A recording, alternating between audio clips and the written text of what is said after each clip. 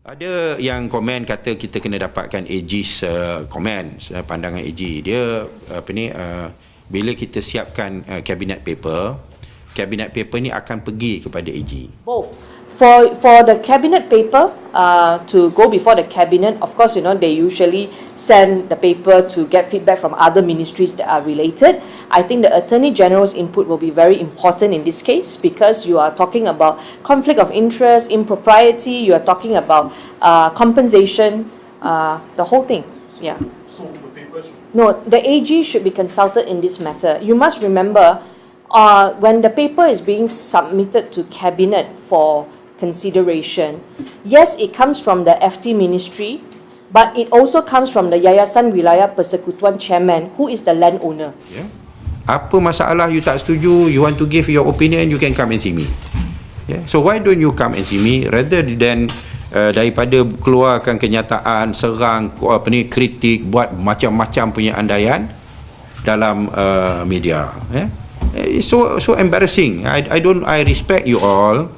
I tak nak tunjuk where your facts are all if they are not right. I segan nak templak you kata ni tak betul, you get your facts right. Tapi come and see lah, jumpalah before you keluar kenyataan-kenyataan yang seperti ini. In the last 1 year, do you think I have not done so? I would have exhausted. I have exhausted every possible way to raise it in official meetings, in unofficial meetings, in WhatsApp chat group. For everyone who is wondering why I'm doing a press conference, you don't have WhatsApp, but of course I have WhatsApp. I have done everything. I have done everything to try to convince the FT minister that this is a wrong project to begin with, and the right thing to do is to honour what we promised the people of Kuala Lumpur. Ini membuat tuduhan-tuduhan yang tak berasas, macam kita ni pentingkan developer, tak gunakan long house residence as alasan. I mean, you can go and talk to them so many times. Why do you come and see me? The fact is that the land was sold was alienated, so they had to pay a premium for it, which was about 80 million or something like that lah. Yeah, and that was done in 2013 or 2014 or something like that. So dah lama dah.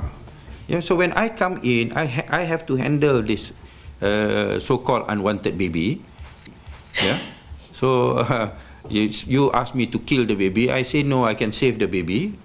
Why do I need to kill the baby if we can bring some good? Yeah. The long house residents will get their houses. The DBKL doesn't have to pay compensation because dia dah keluarkan DO. So when you batalkan the DO, DBKL will have to pay lah compensation. The figures given by the FT minister at the town hall, it was about 500 million. Then it dropped to 150. Then we corrected him to say it's 115 based on the affidavit filed in court. Payment made so far by the developer. At the site, the project has not started. There's no work at the site now. Okay?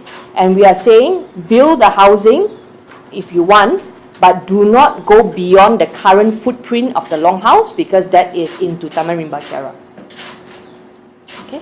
And actually, as far as legally speaking, and I issued a statement on this, so I'm just reading from that, that the only compensation payable in the event of termination where the land is undeveloped is the actual expenditure incurred as stated under 25(6) of the Federal Territory Planning Act.